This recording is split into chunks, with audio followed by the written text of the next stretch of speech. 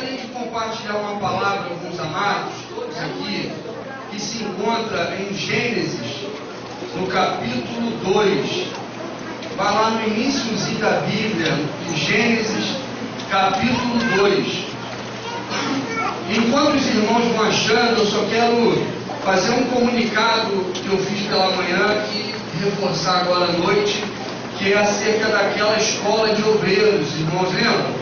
Quem veio de manhã já sabe o que eu vou dizer. Então nós tínhamos combinado de darmos início no primeiro domingo de junho. Nós não vamos fazer isso.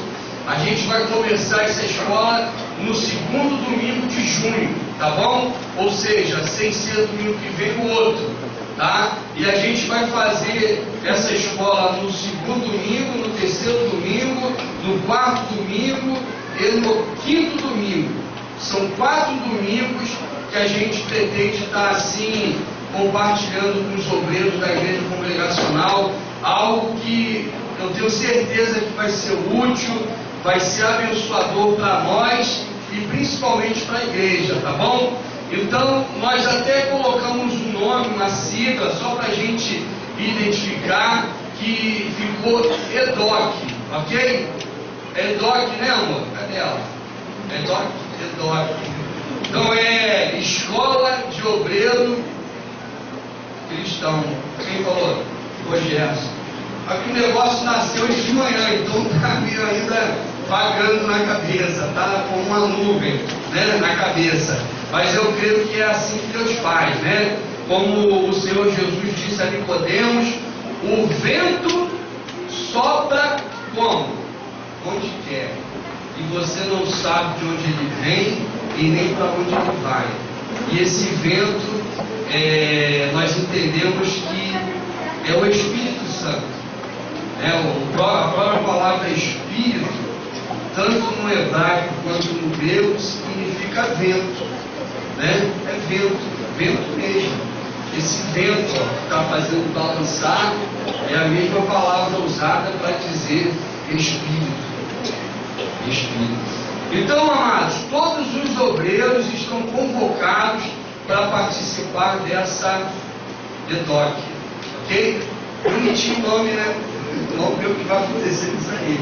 Mas vai ser tudo para a honra e glória do Senhor e para a edificação da igreja como corpo de Cristo, ok? Acharam aí Gênesis capítulo 2? No versículo 18. Diz assim: disse mais o Senhor Deus, não é bom que o homem esteja só.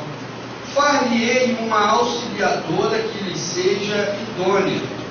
Havendo, pois, o Senhor Deus formado da terra todos os animais do campo e todas as aves dos céus, trouxe-os ao homem para ver como este lhe chamaria. E o nome que o homem desse a todos os seres viventes, esse seria o nome deles.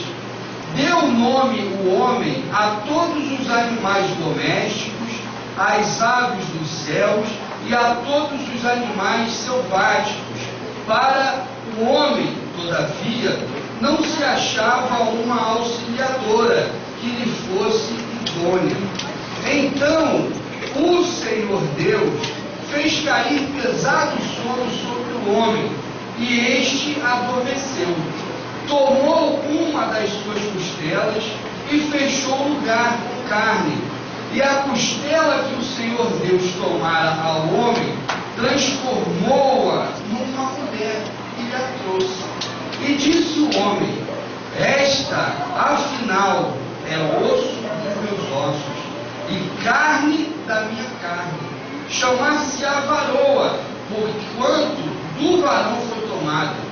Por isso, deixa o homem pai e mãe, e se une à sua mulher, tornando-se os dois uma só carne. Ora, um e outro, o homem e sua mulher, estavam nus e não se envergonhavam. Amém, pessoal? Amém.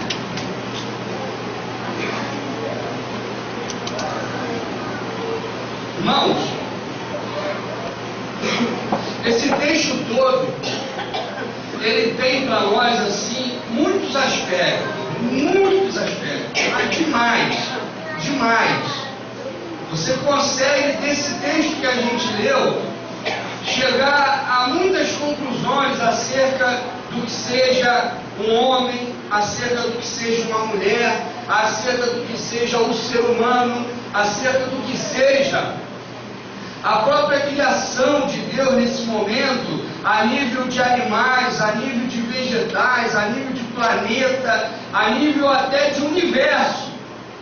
Esse capítulo 2 de Gênesis e até o capítulo 1, indo até o capítulo 4, é de uma riqueza, irmãos, assim espantosa para nós, tremenda, né?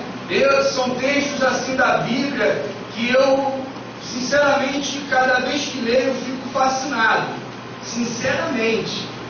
São textos assim do capítulo 1 até o capítulo 3, final do capítulo 3 de Gênesis, para mim são trechos da história, não só da história bíblica, da história humana, mas da história da criação, que traz para nós aspectos dos mais variados e profundos, apesar de serem apresentados numa linguagem tão simples, tão simplória, ao ponto de muitos pensarem que esse texto trata-se de um texto só mitológico, né? Muitos encaram esse texto como um texto que faz parte dos textos antigos, que tentam dizer como as coisas foram feitas, como as coisas foram criadas. E de fato, irmãos, a linguagem usada aqui é uma linguagem meio mítica mesmo. Não mística, mas mítica no sentido de mito. Só que, no entanto, você percebe que há algumas verdades aqui, irmãos, alguns princípios que você percebe que fazem parte. Você busca hoje através da biologia e você vai encontrar o texto aqui já falando de coisas que só hoje o homem foi capaz de descobrir. Apesar do homem ainda querer sustentar uma teoria como a teoria da evolução, apesar do homem ainda querer sustentar em muitos setores da área científica de que Deus talvez nem exista, apesar de tudo isso, o texto já fala de coisas que só hoje o homem foi capaz de perceber. Exemplo, só para você não pensar que eu estou forçando a barra. Há alguns anos atrás, você pensar que da costela de alguém você fosse capaz de fazer outro alguém, isso seria o quê? Mito puro. Hoje, fala-se na possibilidade de clonagem, só por meio de um fio de cabelo. E a Bíblia já fala essas possibilidades aí. Então, irmãos, hoje nós falamos através da ciência, a ciência, melhor dizendo, fala que a criação, o universo, as coisas que você pode enxergar, as coisas gigantescas que você só percebe, as percebe de longe, de muito longe, e você sabe que elas existem, mas elas são tão gigantes que aparecem para você, apesar da distância que elas estão, como o Sol. Hoje a ciência nos revela que todas essas coisas são formadas por outras tantas coisas, tão minúsculas, tão pequenas, que parecem que nem existem. E aqui em Gênesis já se falava isso. Aqui em Gênesis, Deus ele dá uma ordem à terra, dizendo para a terra: terra, produza seres viventes, e a terra produz. E hoje a ciência entende que nós vivemos num planeta que realmente é um planeta vivo.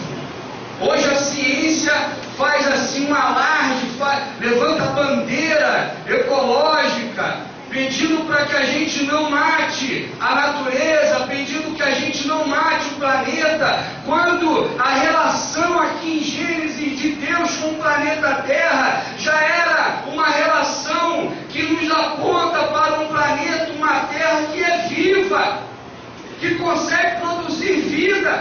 E só hoje a ciência foi saber disso. Então, irmãos, é só um parêntese para você, quando pegar Gênesis, pegar assim com muito respeito, que você está diante de um texto antigo, com uma linguagem simples demais, mas você está diante de uma revelação profundíssima, que só por esses dias a ciência está sendo capaz de confirmar. Ok? Mas não é nesse aspecto que eu quero falar. A leitura que nós fizemos, irmãos, eu quero destacar o aspecto do que o Senhor diz aqui no versículo 18, quando ele afirma: disse mais o Senhor Deus, não é bom que o homem esteja só. Nesse aspecto aqui, ou seja, no aspecto humano do texto, no aspecto daquilo que o texto fala do ser humano, a conclusão que nós chegamos é que, apesar do homem ter a sua companhia vários animais, apesar do homem ter diante dos seus olhos uma natureza tremenda, maravilhosa, linda, uma natureza perfeita, uma natureza superior a essa natureza que hoje nós olhamos, porque até aqui você tem uma natureza totalmente virgem, 100% em todos os aspectos. Não só no aspecto da presença humana, mas no aspecto também de você não ter ainda na natureza nenhum tipo de erva daninha, nenhum tipo de ser, de coisas que pudesse danificar aquela natureza. Tudo nessa natureza aqui era harmonioso. Tudo nessa natureza aqui era saudável. Não tinha aqui ainda os espinhos. Não tinha ainda aqui nada que pudesse te fazer mal. Não tinha. Era tudo de bom e do melhor. Só assim. Só que, além disso tudo que o homem tinha ali próximo a ele tinha algo assim tremendo, maravilhoso, que era a presença de Deus. A Bíblia diz que o Senhor, sempre por volta do meio-dia, ele passava pelo jardim. Ele passava, ele tinha alguma manifestação ali que fazia com que o homem o percebesse. E ali na viração do dia, por volta de meio-dia, começando a tarde, o Senhor mantinha uma relação com o homem, o Senhor mantinha uma comunhão, uma amizade com o homem, com Adão. Irmãos, interessante, porque mesmo o homem tendo todos aqueles animais, mesmo o homem tendo todas aquelas árvores, plantas, rios, mares, mesmo o homem tendo a presença do Senhor, o Senhor concluiu que o homem estava só. Como é que pode isso, cara? Interessante. O homem, como um montão de bichinho, um montão de vegetal, com a presença maravilhosa de Deus. E Deus conclui: o homem não está bem. Não está sendo bom para o homem viver só. E aí, irmãos, é o aspecto que a gente quer falar. Quando nós falamos que família é um projeto do coração de Deus, não é que seja um projeto semelhante a um projeto que nasce da cabeça de um arquiteto. Não é um projeto como nasce um projeto da cabeça de um empreendedor que resolve ter um negócio próprio e agora quer se dar bem, se tornar mais um milionário do momento. Não. Quando nós falamos que família é um projeto do coração de Deus, nós estamos falando que família é algo que flui da natureza de Deus. Porque pela revelação da palavra, Deus, apesar de ser único, Ele é em família. Deus, apesar de ser um, Ele é em família. Quando você pega aqui em Gênesis, no capítulo 1, verso 1, o texto diz assim: no princípio criou Deus os céus e a terra. Essa palavra Deus aqui, no versículo 1, lá no original, no hebraico, tem a pronúncia que nós entendemos que seja Elohim. E essa palavra Elohim é uma palavra que são duas palavras, na verdade. É o El, que significa Deus, e o Rim, que é uma forma de pluralizar o El. El, que é uma pronúncia um pouco ali entre a civilização dos caldeus, né, uma civilização muito antiga, da época lá daquele rei famoso chamado Hammurabi, né? E essa pronúncia El é uma pronúncia usada para dizer a palavra Deus naquela língua antiga, ok? E no uso dessa língua houve a possibilidade de você pluralizar o El, colocando o Rim. Então, irmãos, no original, quando se diz no princípio criou Deus, esse Deus aqui é o Elohim, que quer dizer Deus plural. Não que sejam mais de um Deus, não que seja uma espécie de Olimpo, né? Onde você tem Zeus, você tem Ares, você tem Júpiter, você tem aqueles deuses todos lá. Não, não é. Nós não estamos aqui falando de fúria de titãs, não. Nós estamos falando de um único Deus, mas que nele opera uma pluralidade divina. Isso não cabe na nossa mente, mas coube na revelação. Ok? E por estar na revelação, na palavra, cabe nós falarmos disso. Então, quando você pensa que família é projeto do coração de Deus, é porque o Deus único e verdadeiro eternamente vive em família. O Pai, o Filho e o Espírito Santo. Eternamente. O Deus único nunca foi sozinho. Quando você pega a primeira carta de João, João, o apóstolo, vai dizer assim, irmão: Deus é amor. João vai dizer que Deus nos amou primeiro, e esse amor que Deus manifestou por nós, ele é um amor desde antes da eternidade. E aí eu pergunto para você: como pode existir amor se não há um outro a quem amar? Como Deus desde a eternidade já é amor? Como Deus desde a eternidade já amava, se não havia outro junto dele? Porque na verdade sempre houve o Filho. Lá em Hebreus diz que o Filho, ele foi gerado do Pai.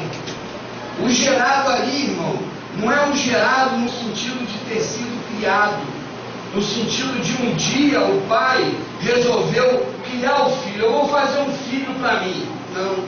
É no sentido de que a divindade, o Todo-Poderoso, o único Deus, ele eternamente gera o Filho. E o Filho eternamente existe diante do Pai. E o Pai ama o Filho. E o Espírito, ele está aí sondando o Pai e o Filho, conforme diz o apóstolo Paulo no 1 Coríntios capítulo 2. O que diz lá o apóstolo Paulo acerca do Espírito? Que o Espírito a todas as coisas escuta. A todas as coisas o Espírito investiga. E diz lá que ele investiga até as profundezas de Deus. Eu quero que você entenda, em nome de Jesus, que o Deus diante do qual nós estamos sabe o que é ter uma companhia. O Deus a quem nós servimos sabe a importância de ter um igual ao seu lado. O Senhor Jesus, ele lá em João fala assim: eu e o Pai somos um. Lá em João, no capítulo 17, Jesus, na oração sacerdotal, ele diz: Pai, aquela glória que nós tínhamos desde a eternidade. Olha que coisa linda. Jesus, o Filho, ele se refere ao Pai muitas vezes, falando dessa harmonia que havia na divindade durante toda a eternidade. Irmãos, antes de Deus ter feito o universo, você acha que ele estava só? Antes de Deus ter feito tudo o que ele fez, você acha que ele estava sofrendo de solidão? E de tanta solidão que ele estava sofrendo, ele resolveu fazer a gente? Nada disso. Na divindade sempre houve essa pluralidade. Note, é o único Deus verdadeiro. E no núcleo dessa divindade, ao Pai, ao Filho e ao Espírito. E desde a eternidade, os três, sendo um Deus, sempre viveram um com o outro em harmonia e companheirismo. Por isso Jesus em João no capítulo 16, ele diz assim: quando eu for, eu não vos deixarei órfãos, eu vou enviar o outro Consolador. E o outro Consolador vai ensinar para vocês todas as coisas. E ele não vai falar também de si mesmo, mas ele vai falar de tudo que eu já tenho vos dito, que ele está ouvindo do Pai. Ou seja, irmão, família é um projeto do coração de Deus, porque eternamente falando, Deus vive em família. O único Deus é uma família. Deus nunca esteve só. E quando Deus percebe o homem só, ele percebe que aquilo não era bom. E num primeiro aspecto, Deus resolve trazer para o homem não uma esposa. Deus resolve trazer para o ser humano, Adão, um outro ser humano. Deus, irmãos, quando olha para nós, ele não pensa somente que o ser humano precisa ter um esposo, precisa ter uma esposa, a minha natureza. Não. Ele percebe que nós precisamos de um outro ser humano. É impossível a gente viver só. É impossível. É impossível. Vocês lembram daquele filme, O Náufrago? O Tom Hanks? Muito bom aquele filme, né? O rapaz noivo, cheio de amigos, uma agenda lotada, todo agitado naquele trabalho dele, e de repente acontece aquele acidente, ele cai numa ilha, fica sozinho. Ele aguentou ficar sozinho? O que ele fez? Um amigo, irmão. O Wilson. Corpo não, foi a bola, rapaz. Ele criou cabelo na bola. O Wilson. Vocês viram quando houve a separação entre ele e o Wilson? Vocês lembram? O Wilson. Irmão, quase chorei. Eu não chorei porque eu pensei, isso é uma bola, né? Para de bobeira. Rapaz, o menino teve uma comunhão com aquela bola ali. Por quê? O ser humano precisa de outro. Você pode dizer para quem está ao teu lado: eu preciso de você? Eu preciso de você. Deus já constatou que não é bom que eu viva só. Não é bom. Eu tenho que ter um outro ser humano. Eu tenho que ouvir outro ser humano dizer que eu estou bonito, que eu estou feio, que eu estou magro, que eu estou gordo, que eu fiz direito, que eu fiz errado. Nós precisamos. Muitas das vezes vem no nosso coração a vontade de sumir, dá uma vontade de ir para a lua, dá uma vontade de ir para uma área deserta. Eu cresci ouvindo minha mãe falando isso, até os 13 anos, né? Depois ela foi. para a glória, eu creio. Então eu cresci, minha mãe de vez em quando falava, eu quero sumir, vocês só me aborrecem. Mas depois eu sumia pela favela lá do Manguinho. Aí chegava em casa tarde da noite. Nequinho, onde é que você está? Eu estava preocupada. Mãe, você não queria sumir e ficar sozinha? Ou seja, é mentira. É mentira quando você diz que quer ficar sozinho. É mentira. Você está mentindo, porque não é verdade.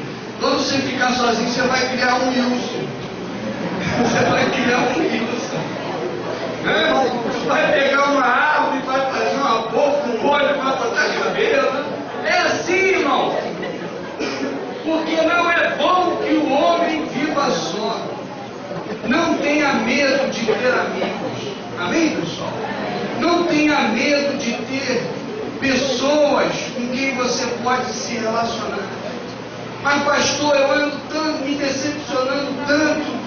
Não importa, porque você também decepciona alguém de vez em quando. Não pensa que você é o bambambam perfeitinho, não, porque não é. Assim como alguns te decepcionam, você também decepciona alguns, assim somos nós. Mas não é bom que a gente viva só. Não fuja. Não fuja do outro. Não fuja, não tenha medo. O outro é igual a você. Não importa que seja teu patrão, não importa que seja o teu gerente, supervisor, não importa, é outro ser humano igualzinho a você. É igualzinho. Ou tem uma anteninha aí? Tem anteninha assim não? Ele por acaso é. Como é que é a cor ele por acaso é azul? E aí se for diferente, né? É alguma outra criatura. Mas não é bom que o homem esteja só, e Deus percebeu isso. E um aspecto mais dessa palavra é que Deus, muito sabiamente, ele mata 2 coelhos numa cajadada só. Ele traz outro ser humano, o ser humano Adão, e ao mesmo tempo o ser humano Adão, quando vê aquele outro ser humano, ele fica doido.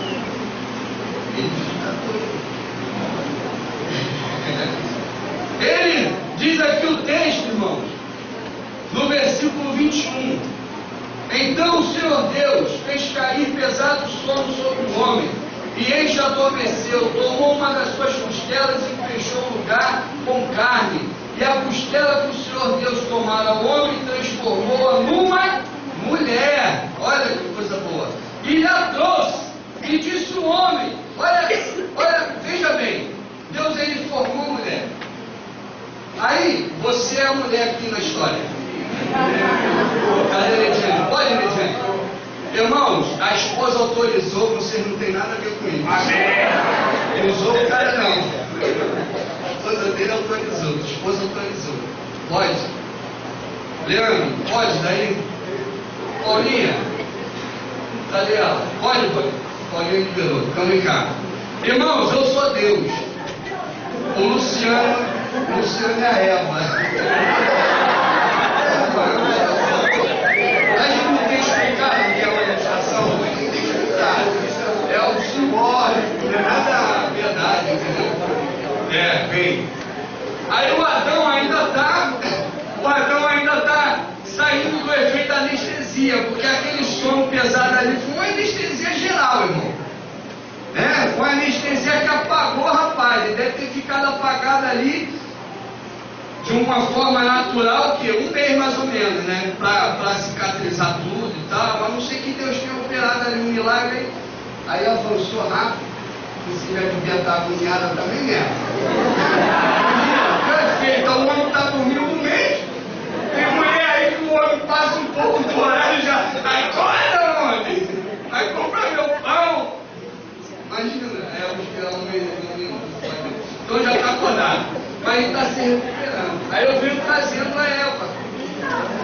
O Adão, olha o que eu te trouxe. É o Adão, irmão. Faz para os irmãos meus. Faz o sinal. Vai bem, obrigado. Não vamos avançar não, senão pode atrapalhar isso.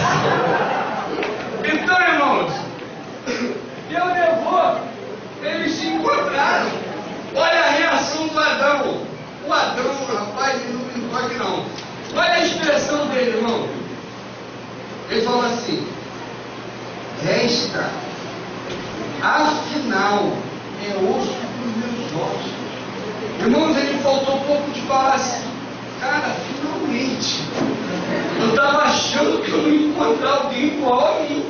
Eu estou vendo elefante, estou vendo macaco, estou vendo leão, finalmente é osso dos nossos carnes.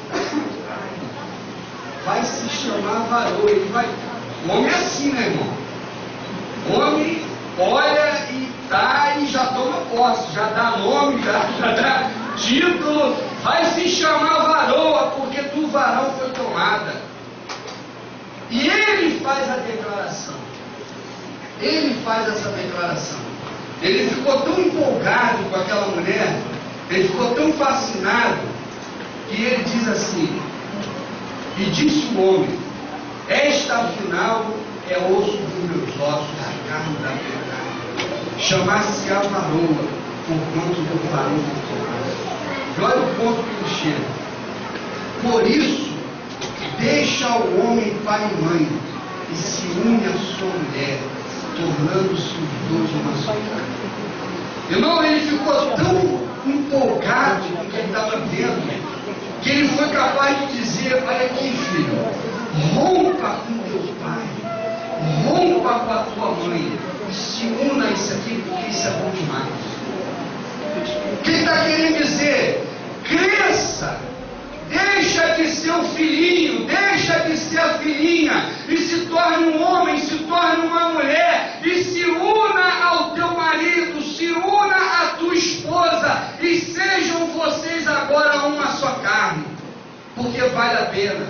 Vale a pena você deixar o pai, vale a pena você deixar a mãe. Irmãos, ele não fala pai e mãe aqui sem saber o que está falando.